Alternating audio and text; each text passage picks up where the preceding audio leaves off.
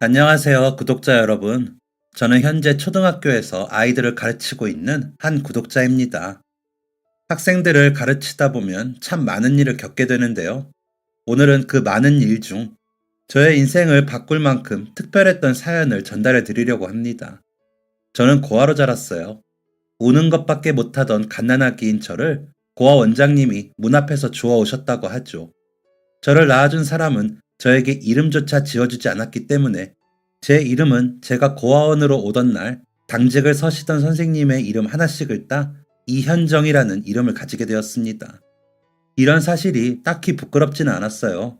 당시 고아원에 있던 대부분의 여자아이들의 성이 모두 이였거든요. 고아원은 저에게 있어 집이었고 고아원의 원장님, 선생님, 그리고 친구들은 모두 저의 가족이었습니다. 저는 그곳에서의 삶이 불행하지 않았어요. 그 이유는 모두가 그렇게 사는 줄 알았거든요. 그랬기 때문에 국민학교에 들어간 이후 저의 삶은 180도 달라지고 말았습니다. 학교에 입학한 첫날 선생님이 종례 시간에 제 이름을 크게 부르셨습니다. 자, 오늘 나눠준 통신문은 부모님한테 꼭 전달하도록 하고, 이현정, 너는 미래보육원에 살지? 너는 원장님한테 가져다 드려. 선생님은 이 말 한마디만 남긴 채 호련히 사라지셨고, 반 아이들은 일제히 웅성거리기 시작했습니다. 미래보육원이 뭐야? 잘 모르겠는데. 이때만 해도 저는 친구들의 웅성거림의 이유를 알지 못했습니다. 하지만 그 다음 날이 되자 바로 웅성거림의 속뜻을 알게 되었어요. 야, 우리 엄마한테 물어봤는데 너 엄마 아빠 없다며? 로 시작된 괴롭힘은 끝이 없었습니다.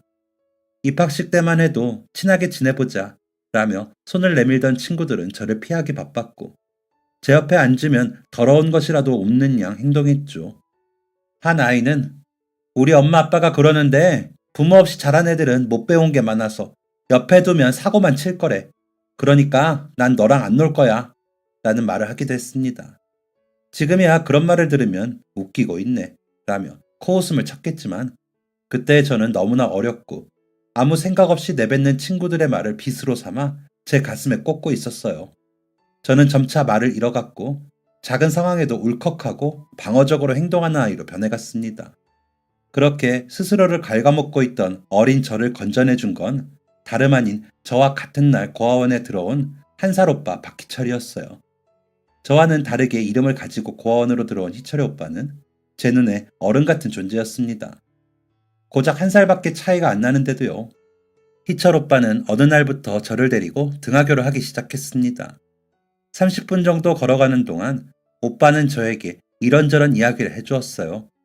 자신이 처음 학교에 입학했을 때의 이야기, 친구들과 싸웠던 이야기, 가장 친한 친구는 누군지에 대한 것들이었죠. 그렇게 한 학기가 지나고 나니 저는 그 누구보다 희철이 오빠를 의지하게 되었습니다.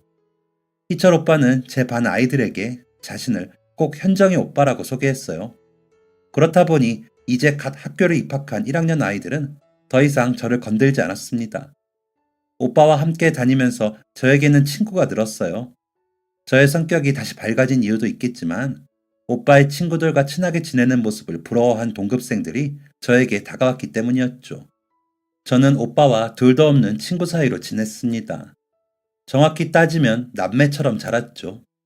얼마나 우애 있게 자랐는지 선생님들은 우스갯소리로 박현정으로 하든 이희철로 하든 누구 한 명 성을 바꿔야 하지 않겠어? 라고 말하시곤 했어요. 하지만 저와 희철 오빠는 얼마 지나지 않아 이별을 하게 되었습니다. 고아원에서 가장 중요한 행사가 뭔지 아시나요? 어린이날? 크리스마스? 아니요.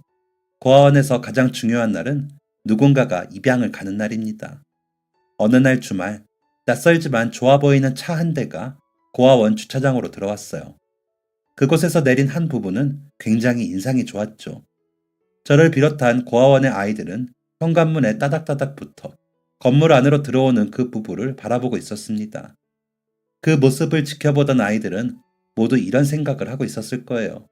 나를 데려갔으면 좋겠다. 그 부부는 한아름 준비한 선물을 선생님께 드리고는 저희 모두에게 상냥한 인사를 건넸습니다. 이때도 아마 모두들 같은 생각을 했을 거예요. 저런 사람이 내 부모님이 되었으면 좋겠다.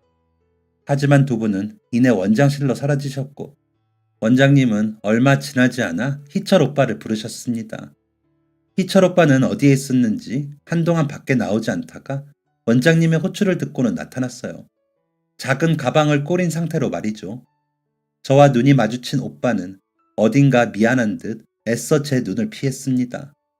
그 모습에서 저는 오빠가 이미 입양 사실을 알고 있었다는 사실을 알 수 있었습니다. 원장실로 들어간 희철 오빠는 오늘 고아원으로 찾아온 한 부부와 나란히 선 상태로 나타났어요. 모두가 우와 소리를 내며 희철 오빠를 부러워했지만 저는 그럴 수 없었습니다. 입양은 분명 좋은 일이지만 오빠가 입양을 간다면 저는 더 이상 오빠와 예전처럼 지낼 수 없을 테니까요. 아이들 한 사람 한 사람에게 인사를 남긴 오빠는 마지막으로 저에게 다가왔습니다. 미리 말하지 못해서 미안해. 편지할게. 꼭 답장해줘. 아마 오빠는 제가 화가 났을 것이라 생각했나 봐요. 저는 크게 웃으며 오빠의 팔뚝을 찰싹 때렸습니다. 왜 그렇게 말해? 오빠가 편지하면 당연히 답장해야지. 조심히 가. 그렇게 희철 오빠는 떠났습니다. 모두의 축복을 받으면서요. 오빠의 뒷모습을 향해 손을 흔들던 제 마음은 참 복잡했습니다. 부럽고 질투나고 기쁘고 슬프고 우울하고 다 큰 어른이 된 지금도 그때의 감정을 설명하기란 쉽지 않네요. 오빠가 차를 타고 떠난 뒤 아이들은 잠에 들 때까지 오빠의 이야기를 했어요. 아까 희철이 오빠 데려간 사람들 차 되게 좋아 보였지? 역시 오빠는 부잣집으로 간 걸까? 야, 당연하지. 오빠 정도면 엄청 부자인 사람한테 갈 수 있었을걸? 그 오빠가 그렇게 대단해?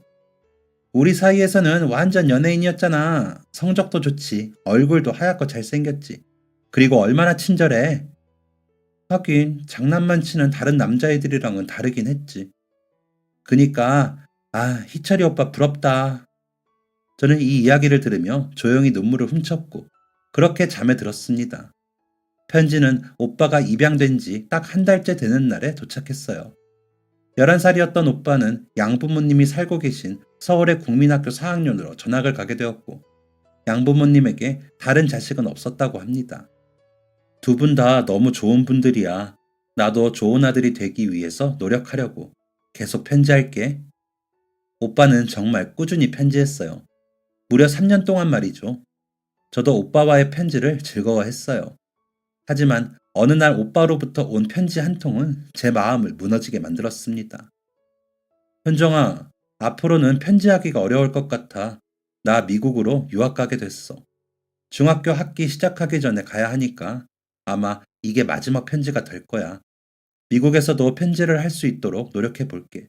조금만 기다려줘. 저와 오빠는 그렇게 멀어졌습니다. 어떻게든 연락하겠다는 약속은 어디 갔는지 오빠에게는 단 한 통의 편지도 오지 않았죠. 하지만 그런 와중에도 저에게 변화는 있었습니다. 저는 13살이 되던 해에 입양을 가게 되었습니다. 저와 같은 나이의 딸을 잃은 두 분이 저를 자식으로 받아들여 주신 거였죠.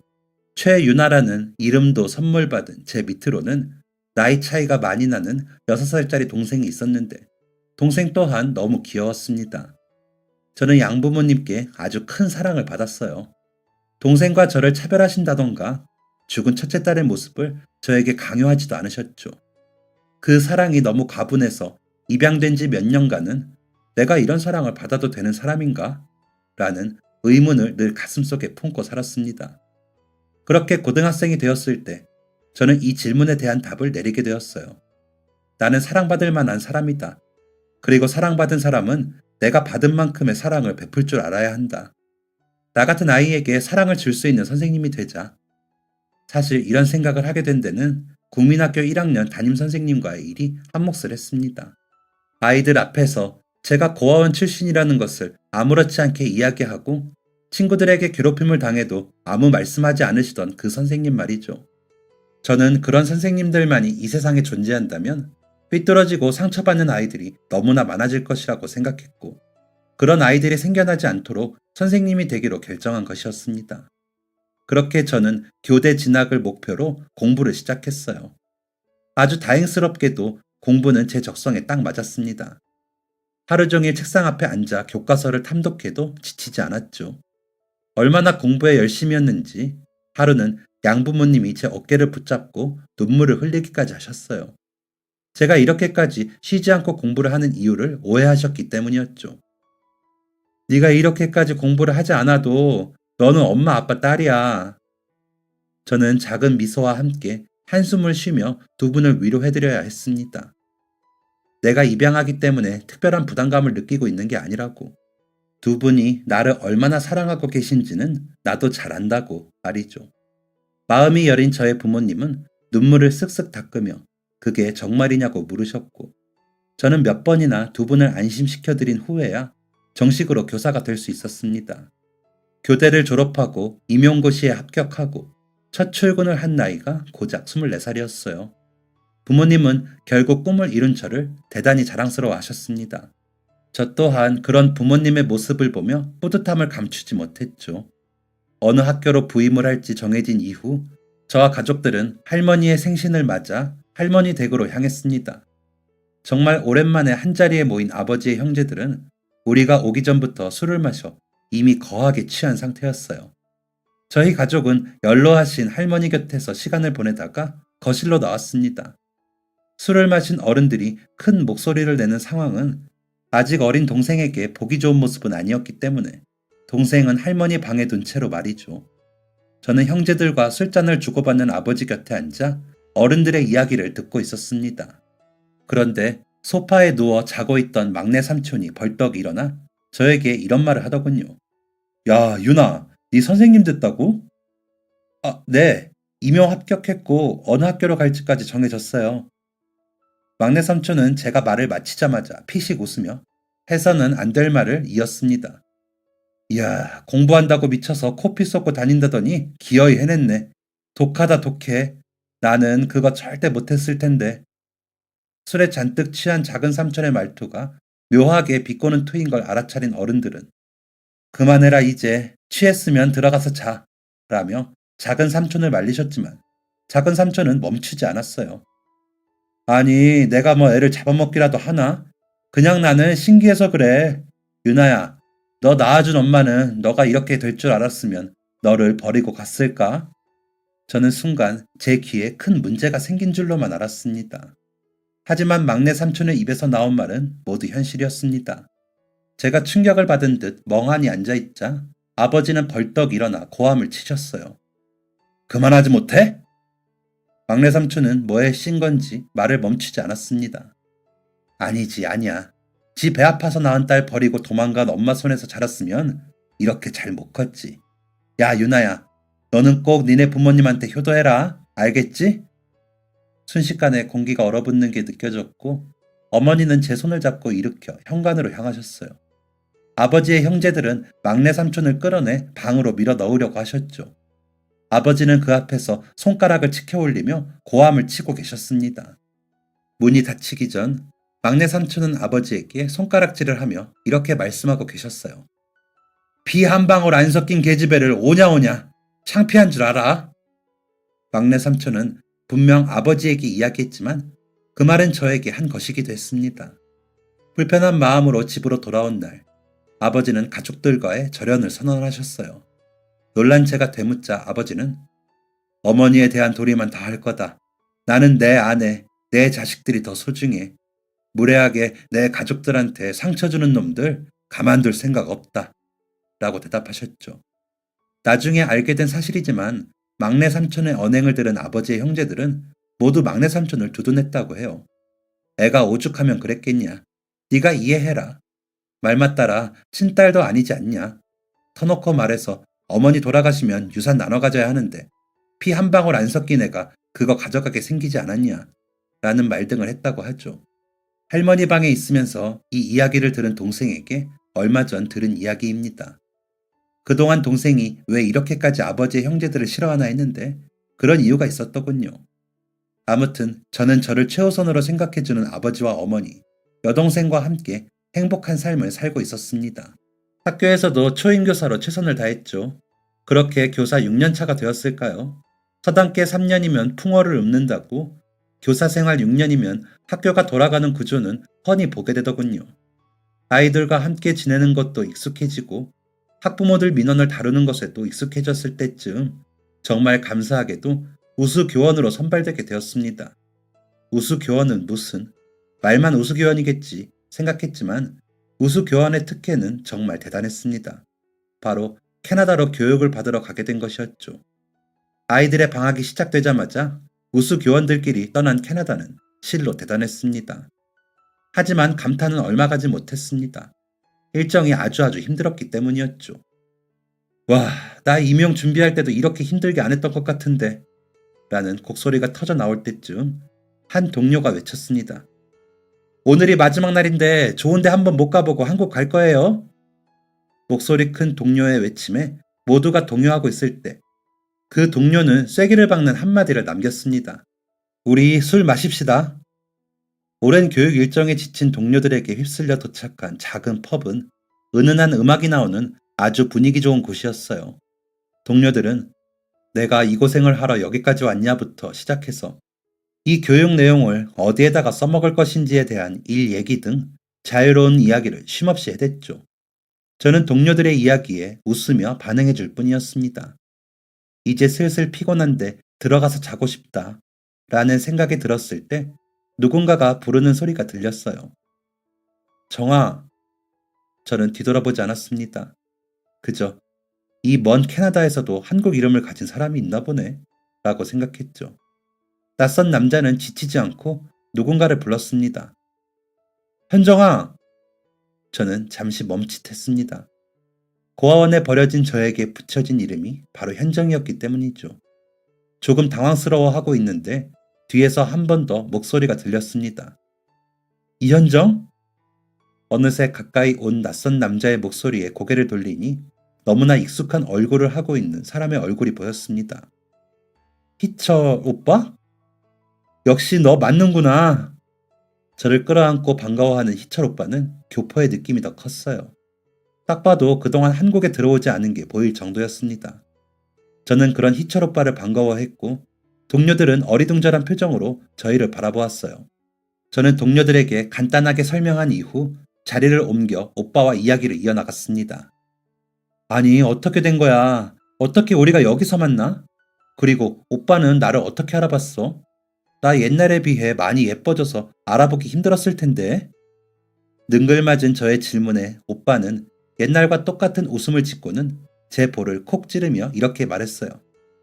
여기 보조개 어디서 많이 본 거다 싶었는데 역시 너더라. 순간 어라 싶었어요. 제가 알던 어린 희철 오빠가 아닌 듯 했죠. 겨우 정신을 되잡은 저는 희철 오빠와 밀린 이야기를 나누었습니다. 오빠의 이름은 박희철에서 김성철로 바뀌었다고 해요. 제가 이현정에서 최윤아로 바뀐 것처럼 말이죠. 오빠는 미국에서 대학까지 졸업했고 캐나다에는 친구들과 여행차 왔다가 저를 본 것이라고 해요. 저는 정말 시간 가는 줄 모르고 오빠와 긴 대화를 나누었습니다. 나이가 나이이다 보니 그동안 소개팅도 많이 해보았는데 이성과 이렇게까지 오래 대화를 한 건 처음이었던 것 같아요. 오빠와 떨어져 있던 시간이 함께 했던 시간보다 훨씬 많은데 이토록 편안한 마음이라니 신기할 따름이었죠. 그렇게 늦은 밤 오빠와 헤어지고 숙소에 돌아간 뒤 문자 한 통이 도착했습니다. 내일 저녁에 출국한다고 했지? 그 전에 얼굴 한번 보자. 점심도 먹고. 오빠의 말에 조금 수줍어진 저는 한 차례 이불을 걷어찬 뒤에야 잠에 들 수 있었습니다. 다음날 점심 식사를 위해 제가 머물고 있던 호텔로 찾아온 오빠의 모습은 어제보다 훨씬 멀끔해진 모습이었어요. 멋진 에스코트를 받아 식당으로 도착한 뒤에는 어제와 마찬가지로 이런저런 이야기를 떠들었습니다. 식사를 거의 마쳤을 때쯤 저는 마음 깊은 곳에서 항상 궁금해하던 그것을 물었습니다. 오빠, 왜 편지한다고 해놓고 안 했어? 내가 얼마나 기다렸는데. 살짝 울컥하는 마음을 겨우 가라앉히고 눈을 들었는데 굉장히 미안한 눈을 한 오빠가 저를 바라보고 있었어요. 사실 미국에 간다는 건 우리 부모님의 의지가 컸어. 미국에 겨우 정착하고 나니까 벌써 1년이 지났더라. 너한테 연락을 하고 싶었는데 부모님이 한국에 연락하는 걸 별로 반기시지 않아서 고집을 부리기가 어려웠어. 왜 한국에 연락하는 걸 막으셨는데? 이제 내 가족은 우리 부모님인데 내가 자꾸 한국에 미련을 두는 것 같아서 걱정스러우셨나 봐. 저는 차마 고집을 부리지 못했던 오빠의 마음도 자꾸만 한국에서 함께 자란 고아원 출신 동생에게 마음을 쓰는 아들이 걱정스러운 부모님의 마음도 이해가 됐습니다. 2년이 지나서 너한테 겨우 편지를 보냈는데 답장은 원장님한테서 왔어. 너가 입양됐다는 소식이더라. 순간 오빠에게 미안한 마음이 들었습니다. 오빠는 한 번도 저를 잊어버린 적이 없는데 내심 서운한 마음을 품고 있었던 게 미안해진 것이죠. 오빠는 간절한 목소리로 제게 말했습니다. 너를 한 번도 잊어버린 적이 없어. 내 첫 번째 가족이 바로 너였는데 내가 너를 어떻게 잊겠어? 저도 울먹이는 목소리로 대답했습니다. 나도 오빠를 잊어버린 적이 없어. 오빠도 내 첫 번째 가족이야. 그리고 지금까지도 내 가족이야. 한참 동안 눈물을 흘리고 난 뒤 오빠는 저에게 이제 곧 한국으로 돌아올 예정임을 밝혔습니다. 그럼 한국에서도 오빠를 볼 수 있는 거야? 저의 질문에 오빠는 활짝 웃으며 대답해 주었어요. 그럼 오빠를 만났다는 기쁨을 덤으로 안고 돌아오는 귀국길은 참 행복했습니다. 저는 이 소식을 가족들에게 알렸고 가족들은 자신들의 일처럼 오빠와의 만남을 축하해 주었어요. 얼마 지나지 않아 오빠는 정말 한국으로 돌아왔고 한국 IT 계열 회사에서 일을 하기 시작했습니다. 다행히 각자 일하는 지역이 같아서 자주 얼굴을 보게 되었어요. 그리고 예상하셨겠지만 지속된 만남 끝에 저희는 연인이 되었습니다. 그리고 3년의 연애 끝에 저희는 부부의 연을 맺게 되었습니다. 서로에게 첫 번째 가족이 되어주었던 아이들이 다시 만나 한 가정을 이루게 된 것이었죠. 저에게 기회가 된다면 이 이야기를 한 번 더 사연으로 다뤄보고 싶네요. 결혼 후 저는 늘 행복한 시간을 보냈습니다. 매일 아침 미국식 아침 식사로 나를 깨워주고 학교까지 데려다주는 남편 덕에 사랑받는다는 느낌이 충만한 상태였죠. 그런데 그랬던 저에게도 근심거리가 하나 생겼습니다. 남편에 대한 것은 아니었어요. 바로 제가 맡은 반에 새로 전학 온 아이 때문이었죠. 어느 날은 남편과 식사를 하고 있는데 남편이 이렇게 묻더군요. 왜 이렇게 잘 못 먹어? 속이 안 좋아? 죽을 끓여줬어야 했나? 저는 퍼뜩 놀라 정신을 차리고 사과했습니다. 아유, 아니야. 누가 만들어줬는데. 너무 맛있지. 그런데 왜 그래? 무슨 고민이라도 있는 거야? 정말로 저를 걱정하고 있는 남편의 표정에 저는 차마 다른 이야기를 하지 못하고 속 이야기를 꺼내게 되었습니다. 사실 이번 학기에 전학 온 학생이 있는데 그 학생한테 신경이 많이 쓰이네. 왜? 애가 막 다른 애들을 괴롭혀? 그것도 아님 말을 잘 안 들어? 저는 고개를 가로저으며 대답했어요. 차라리 그러면 밥이라도 넘어갈 것 같아. 얘는 뭐랄까. 나한테도 그렇고 다른 애들한테도 그렇고 벽을 쳐. 자기 선 안에 들어오면 가만두지 않겠다는 듯이 항상 날카로운 상태로 있고 남편은 의아한 듯 물었습니다. 왜 그러지? 무슨 상처라도 받았나? 아니, 애초에 초등학교 6학년이 6학년 2학기에 전학 올 일이 뭐가 있어? 저는 심호흡을 크게 하고 그 이유를 남편에게 알려주었습니다. 그 학생 위탁 가정에서 자라고 있어. 아, 그래? 위탁 가정에서 자라는데 그게 뭐? 남편은 위탁 가정에서 자라는 게 사람들에게 선을 긋고 느지막하게 전학을 온 거랑 무슨 상관이냐는 듯 이야기하다 무언가를 깨달은 듯 말을 멈췄습니다. 위탁 가정에서 자라고 있기는 한데 보호자가 몇 번이나 바뀌었다나 봐. 3살부터 위탁 가정에 맡겨졌는데 13살까지 10년 동안 보호자가 5번 바뀌었대. 지금 보호자가 5번째 보호자인 거지. 10년 동안 보호자가 이 정도로 많이 바뀌는 건 흔한 일이 아니라고 합니다. 관계자에게 들은 바에 의하면 제 학생은 심한 분리불안 장애를 앓았고 이로 인해 일상생활이 힘들어진 보호자들이 양육을 포기하게 되었다고 하죠. 거의 2년에 한 번꼴로 보호자가 바뀐 꼴이었으니 제 학생은 정들만 할 때 헤어지는 일을 많이 겪었을 것입니다. 학교도 2년에 한 번 전학을 다녔으니 친해질 만한 여유도 시간도 없었겠죠. 이 이야기를 들은 남편은 제 학생을 굉장히 안타까워했어요. 그럼 그 아이가 친구들이랑 자기한테 선을 긋는 이유도 언제 헤어질지 모르는 사람들이랑 정을 쌓고 싶지 않은 거지. 남편은 다 먹은 접시를 치우며 저에게 물었습니다. 그런데 그 아이는 어쩌다 위탁가정에 맡겨지게 된 거야? 저는 남편의 뒷정리를 도우며 하기 어려운 말을 시작했어요. 아이 아빠랑 엄마가 3살짜리 애만 두고 야반도주를 했었대. 뭐? 애는 어떻게 하고? 애는 집에 두고 반지하였는데 애가 잘 때 몰래 나오면 애가 알아채지 못할 거라고 생각했나 봐. 미친 것들 아니야? 애가 잘못되면 어쩌려고. 그러니까 부모 자격이 없는 놈들이지. 아무튼 다행히 애가 깨서 엉엉 우니까 주인집에 아이를 발견했다나 봐. 마침 주인집 문 앞에 밀린 월세는 죄송합니다. 다음 생에 갚겠습니다. 라는 쪽지가 붙어 있기도 했고, 아이의 부모는 아주 양심이 없는 족속들이었습니다.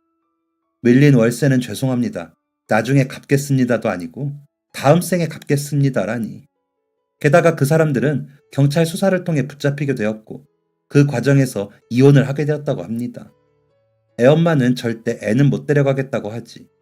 결국 아이를 떠넘기듯 받은 아이의 아빠는 관계자들에게 아이를 위탁해달라고 말한 후 사라졌다고 하죠. 아이를 위탁센터에 맡긴 후 단 한 번도 찾지 않았다고 합니다. 원래는 아이를 기를 환경이 준비되지 않은 부모들이 아이들을 위탁가정에 맡겨둔 뒤에 아이를 키울 기반을 다지고 다시 데려가는 게 일반적인데, 이 인간은 아이가 성인이 될 때까지 한 번도 찾지 않을 것 같아. 아니, 도대체 그럴 거면 왜 위탁가정에 맡기는 건데? 같은 선생님들 얘기로는 아이가 성인이 돼서 독립할 때를 기다리는 것 같대. 아이가 알아서 살아갈 수 있는 나이가 되면 그때 나타나서 아빠 노릇하면서 돈 좀 뽑아먹고 그러려는 게 아니냐는 거지. 남편은 너무나 현실적인 저의 말에 흠칫 놀란 듯 했습니다. 그래도 나도 그렇게 생각하고 싶은데 세상에는 인간 같지도 않은 인간들이 너무 많더라. 애가 이제 13살인데 애 얼굴은 보지도 않고 계약 갱신할 때도 대리인 보내서 서류에 사인이나 하게 하고, 아무리 사는 게 바빠도 지 자식 생일이나 어린이날은 챙겨야 하는 거 아니야? 명절 때 자기 가족들한테 인사라도 시키던가. 화가 나서 다다다 쏟아붓는 동안 저녁 식사 식탁은 깨끗해져 있었습니다. 저는 순간 머쓱해져서 남편에게 말했어요. 미안, 맛있는 요리 해줬는데 제대로 반응도 안 해주고 괜히 화내는 것만 보여줬네. 남편은 그런 저를 보고 웃으며 이렇게 말했습니다. 학생의 상황을 보고 분노하는 선생님, 얼마나 멋있어. 그날 밤 남편과 함께 있는데 남편이 이런 말을 하더군요. 아이랑 진지한 이야기를 해보는 건 어때? 내가 괜히 말을 꺼냈다가 상처를 건들면? 지금까지 보호자가 친부모까지 6번이나 바뀌었는데 아마 그 아이도 어른들 생각은 다 알 거야. 당신이 무슨 말을 해도 이해할 수 있을 거란 소리지. 고민하는 저를 응원하는 남편의 한마디는 다정했습니다. 당신은 좋은 선생님이잖아. 진심을 다해서 계속 다가가봐. 언젠가는 마음을 열어줄 거야. 저는 그 다음 날부터 열심히 학생의 마음을 열기 위해 노력했습니다. 정말 쉽지 않았어요. 소라야 라고 부르면 제 말이 끝나기도 전에 교실 문을 박차고 나가버렸고, 소라 옆에서 밥이라도 먹으려고 하면 소라는 먹던 식사를 멈추고 교실로 돌아가 버리곤 했죠. 하지만 이런 노력도 수십, 수백 번 하면 먹히기 마련인가 봅니다. 소라야, 당연히 교실 문을 박차고 나갈 것이라 예상하고 학생을 불렀더니 학생이 그 자리에서 멈춰서 제 얼굴을 뚫어지게 바라보더군요. 이때다 싶어서 달려갔지만 소라는 제가 오는 것을 확인하고는 다시 교실 문을 박차고 나갔습니다. 어떻게 해야 소라의 마음을 돌릴 수 있을지 참 착잡하고 걱정스러운 마음이 들었어요. 하지만 포기할 수 없었어요. 소라의 모습에서는 초등학교 1학년 때의 제 모습이 보였기 때문이죠. 저의 노력은 학기가 점점 끝을 향해 달려갈 때쯤이 되어서야 빛을 발하기 시작했습니다. 그때가 되어서야 저는 소라와 짧은 대화를 나눌 수 있었어요. 모두가 하교한 후 소라와 따뜻한 핫초코를 마시며 소라의 속마음을 들을 수 있었죠. 선생님, 저는 어른들이 싫어요. 어른들과 이야기하고 싶지도 않아요. 왜? 어른들이랑 얘기하다 보면 제가 불쌍한 애가 된 것만 같아요. 고개를 푹 숙인 소라의 어깨에는 힘이 없었습니다. 물론 저는 불쌍한 아이가 맞아요. 저도 반 애들처럼 낳아준 엄마 아빠랑 잘 살고 싶어요. 저라고 엄마 아빠가 5번이나 바뀌는 게 좋겠어요. 하지만 제가 저를 불쌍하게 생각하는 거랑 남이 나를 불쌍하게 생각하는 건 다른 것 같아요. 저는 남들이 저를 불쌍하게 보지 않았으면 좋겠어요. 고작 13살짜리 입에서 나오는 말이라고는 믿기지 않을 정도로 날카로운 말이 계속되었고, 저는 그런 소라가 안타까웠습니다. 소라는 그동안 답답했던 마음이 터졌는지 울먹이는 목소리로 말을 이어갔어요. 사실 저 다 기억해요. 저를 버리고 집을 나간 엄마 아빠가 심하게 싸우던 모습, 저에게 손가락질 하면서 저를 벌레 보듯 했던 그 표정. 저는 놀란 마음을 감추지 못했습니다. 소라의 말이 사실이라면 소라는 3살도 전의 이야기를 기억하는 것이니까요. 소라는 충격받은 마음이 가라앉기도 전에 더욱 충격적인 이야기를 이어갔습니다. 그리고 엄마 아빠가 저를 두고 집을 나갔던 날도 기억해요. 저를 재우고 자기들끼리 속삭였어요. 자는 거 맞아? 이러다 얼마 도망가지도 못하고 애가 깨면 어떻게 해? 집주인 집 앞에는 쪽지 붙이고 왔지? 이런 얘기였죠. 저는 엄마 아빠가 집을 나갈 때까지 겨우 자는 척을 했어요. 이제라도 울면 엄마 아빠가 돌아와 줄 거라고 생각했거든요. 그때의 기억을 생생하게 기억하는 소라는 당시의 기억을 엄청난 트라우마와 상처로 가지고 있는 것이 분명했습니다. 그 상황에서 제가 해줄 수 있는 건 겨우 들어주는 것 하나뿐이었기 때문에 저는 계속해서 소라의 말에 귀를 기울여줬어요. 그런데 아빠는 돌아오고 나서 저를 다른 집으로 보내더라고요. 그때 알았어요. 세상에 나는 혼자라고. 그래서 위탁 엄마들이 잠깐 자리를 비우면 불안했던 거래요. 또 나를 두고 가버릴까봐. 저는 더 이상 말을 잇지 못하고 눈물을 흘리는 소라를 꽉 안아주었습니다. 소라는 그렇게 제 품에서 오랜 시간 눈물을 흘렸습니다. 저와 소라는 퉁퉁 부은 눈을 서로 놀리며 아이스크림을 먹었고, 저는 소라를 집으로 바래다 주었어요. 집에 돌아가니 남편이 놀라 자빠지더라고요. 저는 오늘 있었던 일을 남편에게 알려주었습니다. 남편은 저를 놀렸던 것도 잊은 것인지 어느새 제 곁에서 함께 눈물을 흘리고 있었어요. 이후 남편은 하루가 멀다 하고 저에게 소라의 상태를 물었습니다. 소라, 오늘은 좀 어때? 친구는 많이 사귀었나? 얼굴 한 번 본 적 없는 와이프의 학생에게 이토록 관심을 갖는 게 신기해서 한 번은 물어보기도 했습니다. 소라가 그렇게 신경이 쓰여? 왜? 남편은 제 질문을 듣고 한참 우물쭈물 하더니 이렇게 말했어요. 나 같아서. 자기 같아서? 응, 나 같아서. 사실 나도 부모님이 고아원 앞에 나를 두고 가던 날을 기억하거든. 가장 믿었던 사람에게 버림받는 느낌이 뭔지 알아서 계속 신경 쓰이네. 그리고 나는 좋은 분들 만나서 잘 자랐지만 소라는 이곳저곳 전전하면서 힘들게 지내고 있잖아. 남편이 소라를 신경 쓸 만한 이유는 충분했습니다. 그래서 저는 남편을 위해 소라에게 남편 이야기를 매일 해주었어요. 아이들이 하교를 하고 난 이후의 시간은 저와 소라의 시간이었기 때문에 남편의 모든 이야기를 전달해주는 건 그리 어려운 일이 아니었습니다. 그리고 남편의 이야기를 하려면 저의 과거 이야기를 안 할 수가 없었어요. 소라는 저와 남편이 고아원 출신이고 같은 고아원에서 자랐다는 사실을 쉽게 믿지 못했습니다. 어떻게 고아원 출신이 선생님이 될 수 있느냐라는 호기심을 가지고 있는 것 같았어요. 부모 없이 자란 애가 어떻게 선생님이 됐는지 궁금하지? 소라는 아니라며 손을 휘저었지만 저는 알 수 있었어요. 사실 나는 부모가 없다는 사실에 세상을 미워했었어. 친구들이랑도 말 한 번 안 섰고 고아원 원장님한테 괜히 신경질을 부리기도 했지. 소라는 믿기지 않는다는 듯 제 이야기를 듣고 있었습니다. 그렇게 삐뚤어지고 있는 나를 바로잡아준 게 지금 내 남편이야. 남편은 내 가족이 되어줬어. 신기하지? 같은 엄마 뱃속에서 나온 게 아닌데도 가족이 되는 게. 소라는 조용히 고개를 끄덕였습니다.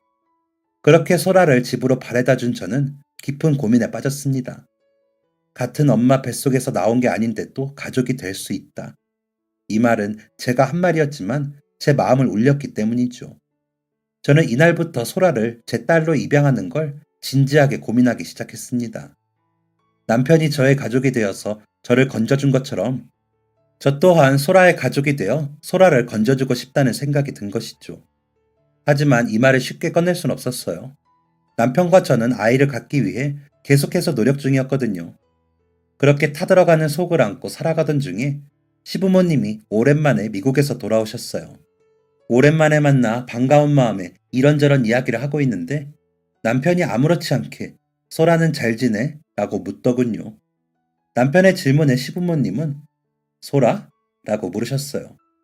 남편과 저는 시부모님에게 그동안 있었던 일을 이야기했고 이야기를 다 들은 시부모님은 결국 눈물을 참지 못하셨습니다. 시부모님은 이후 남편에게 신기한 이야기를 하셨다고 합니다. 얼굴도 모르는 아이인데 이렇게 마음이 쓰이는 건 처음이다. 유나한테는 얘기하지 말고 내가 도울 게 있으면 얘기해. 이런 이야기까지 들었는데 더 이상 미룰 수가 없겠더군요. 저는 퇴근을 한 남편을 곧장 자리에 앉혔습니다. 그리고 비장한 표정과 목소리로 이야기했어요. 나 자기한테 할 말이 있어. 처음 보는 모습에 남편은 당황한 듯 했습니다. 무슨 말? 저는 크게 심호흡을 2번 한 뒤 지금까지 오랫동안 고민해온 이야기를 꺼내놓았습니다. 나 소라를 입양하고 싶어. 남편은 갑작스러운 이야기에도 놀라지 않았어요. 소라는 고아가 아니잖아. 어쨌든 법적인 아버지가 버젓이 살아있고 어떻게 입양을 하려고 그래? 친부가 친권을 포기하면 돼. 지금까지 아이를 한 번도 찾지 않았고 아이의 보호자가 5번이나 바뀌는 동안 단 한 번도 신경 쓰지 않았으니까 힘든 시간이 될 거야. 알지? 응, 알아. 남편은 한동안 말이 없었습니다. 저는 남편이 화가 난 줄 알았어요. 자기, 미안해. 우리 아기 계획 가지고 있는데 갑자기 입양을 하자고 해서 너무 내 욕심만 부린 것 같아서 미안해. 정말 미안해. 하지만 남편은 화가 난 게 아니었습니다. 남편은 무릎이라도 꿇을 듯 미안해하는 저를 보고 깜짝 놀라 이렇게 말했어요. 뭐 하는 거야? 나 화난 거 아니야. 사실 나도 우리가 소라를 키우는 게 어떨까 하고 많이 생각했어. 무엇보다 전에 소라랑 같이 놀러 간 적 있잖아. 나 그때 정말 아빠가 된 기분이었다고. 저는 놀라운 남편의 대답에 감사하며 엉엉 울었습니다. 남편은 저를 위로하며 이렇게 말해주었어요. 혼자 고민하게 둬서 미안해. 우리가 서로에게 세상이 되어줬던 것처럼 이제 우리가 소라의 세상이 되어주자. 저는 남편과 함께 소라를 찾아갔고 소라에게 우리와 가족이 되는 건 어떻겠니? 라고 물었어요. 소라는 이 말의 뜻을 이해하자마자 펄쩍펄쩍 뛰며 너무 좋다고 대답했죠. 소라와 함께 나온 소라의 위탁 어머니도 소라가 요즘 부쩍 밝아져서 왜 그러나 했더니 선생님 덕분이었네요. 라며 고마움을 전하셨습니다. 남편의 동의, 소라의 허락까지 마치고 나니 가장 큰 문제가 남아 있었습니다. 바로 소라의 친부였어요. 그는 저의 예상대로 소라를 이용해 먹기 위해 친권을 포기하지 않는 것이었습니다. 아이에게 의무를 다하지 않으면서 친권만 유지했다가 성인이 되면 소라의 이름으로 사업 자금을 대출할 요량이었던 것이죠. 이 사실을 알게 된 과정도 굉장히 스펙터클하지만 분량을 위해 줄이겠습니다. 아무튼 아이는 더 이상 친부에게 미련을 갖지 않고 있고 친부가 아이를 위탁 가정으로 보내놓고 유흥에만 빠져 있었다는 증거까지 나타나자 친부는 더 이상 친권을 유지할 수 없었습니다. 글로 적으니 굉장히 간단하고 짧은 이야기네요. 하지만 정말 쉬운 일이 아니었어요. 중간에는 어렵게 된 교사 일을 그만둘까 생각하기까지 했으니까요. 그렇게 소라를 입양할 수 있을 만한 여건이 되었을 때 저와 남편은 시부모님에게 입양 사실을 알렸습니다. 2분은 지금까지도 소라의 안부를 묻는 분들이셨기 때문에 저희의 결정을 너무나 칭찬해 주셨어요. 무엇보다 2분도 입양아를 키우셨기 때문에 심리적인 벽이 없었던 것이겠죠. 저의 친정도 마찬가지였습니다. 내 반 학생을 입양할 거다 라는 말에 잠깐 놀라시는 것이 보였지만 너가 어련히 고민하고 생각한 뒤에 결정한 걸까? 라고 말씀하시며 저의 결정을 지지해 주시고 축복해 주셨습니다. 특히 제 동생은 엄마가 된 걸 축하한다며 한바탕 난리를 피워 진정시키느라 혼이 빠졌죠. 저는 양가 어른들에게 입양 사실을 알린 뒤 소라의 입양 절차를 진행했습니다. 소라는 그 누구보다 행복해했어요. 소라의 이름이 박소라에서 김소라가 된 그날, 소라는 큰 소리로 엄마, 아빠를 외치며 저와 남편의 품으로 뛰어들었습니다. 배로 낳은 자식은 아닙니다. 하지만 소라는 누가 뭐라 해도 내 자식이었어요. 피로 이어지지는 않은 저희 가족은 그렇게 한참 끌어안고 눈물을 흘렸고, 그날 있었던 가족 모임에서도 한참 동안 눈물을 흘려야 했습니다. 소라를 처음 소개하는 가족 모임 자리, 소라는 가족들 앞에서 처음 인사를 하다 눈물을 터뜨리고 말았습니다. 어린아이가 눈물을 억지로 참으며 저를 가족으로 받아주셔서 감사합니다 라고 말하는 모습을 본 모든 어른들도 눈물을 터뜨리고 말았죠. 모두의 축복과 환대를 받은 소라의 모습은 조금 부끄러운 듯 했지만 분명 행복해 보였습니다. 그렇게 가족이 된 소라가 올해 20살이 되었네요. 20살이 된 소라가 저에게 쓴 편지를 끝으로 오늘의 사연을 마무리해보고자 합니다. 엄마, 아빠한테는 따로 쓸 거니까 아빠한테는 왜 안 썼냐고 잔소리하지 마세요. 오늘은 제 생일인데 왜 엄마에게 편지를 쓰는지 이상하시죠? 사실요, 엄마. 저는 제 생일에 큰 의미를 두고 있지 않아요. 이날에 태어난 건 맞는지 확실하지도 않은 날짜에 의미를 부여하고 싶지 않거든요. 그런데 엄마, 제가 의미를 두는 날이 없는 건 아니에요. 제 성이 박씨에서 김씨로 바뀌었던 그날, 제가 처음으로 엄마를 엄마로, 아빠를 아빠로 불렀던 그날이 저에게 유일한 의미 있는 날이에요. 저를 김소라로 만들어주셔서 감사해요. 저를 법적인 가족으로 만들기 위해 엄마가 얼마나 노력하셨는지 알고 있어요. 엄마는 정말 사랑이 넘치는 분이에요. 엄마는 자신이 받은 사랑을 다른 사람에게 전달해 줄 수 있는 그런 사람이에요. 그래서 저도 그렇게 살려고 해요. 부모를 잃은 아이들, 자식을 잃은 어른들, 도움이 필요한 모든 사람들에게 사랑을 전해주고 그들을 돕는 사람이 되려고 해요. 엄마, 피는 이어지지 않았지만 우리는 가족이에요. 엄마가 단 한 번도 저에게 엄마가 아니었던 적이 없어요. 제가 20살이 될 때까지 저를 사랑으로 키워주셔서 감사해요. 평생을 감사하며 살게요. 사랑해요, 엄마. 정말 사랑해요. 이 편지를 읽고 얼마나 펑펑 울었는지. 저는 소라가 20살이 될 때까지 소라는 숫기가 없다고 생각하며 살았는데 이 편지를 읽고 제 생각이 잘못되었다는 사실을 깨닫고야 말았습니다. 하지만 감동도 잠시. 저는 남편의 비명에 거실 밖으로 나갔다가 뒷목을 잡고 쓰러질 뻔했어요. 이게 뭐야? 그건 바로 소라가 남편에게 남긴 편지 봉투 안에 있었던 비행기표와 장기봉사 팸플릿이었습니다. 뭐? 아프리카를 간다고? 다가오는 모든 사람들에게 선을 긋고 자신을 사랑해주는 사람들의 사랑마저도 내쳤던 그 어린아이는 자신의 몸과 영혼을 바쳐 남들을 사랑하고 돕겠다며 아프리카로 떠나고야 말았습니다. 그것도 부모에게 상의 한마디 없이 말이죠. 이거 아주 20살 됐다고 좋아하더니 다 꿍꿍이가 있는 거였어. 남편은 팸플릿을 들고 부들거리는 저를 조용히 불렀습니다. 여보, 왜? 이것 좀 봐봐. 남편이 보여준 것은 소라가 남편에게 남긴 편지 쪼가리 같은 것이었습니다. 때 되면 돌아오겠음. 찾지 마. 이 편지를 보고는 살짝 기절했던 것 같기도 해요.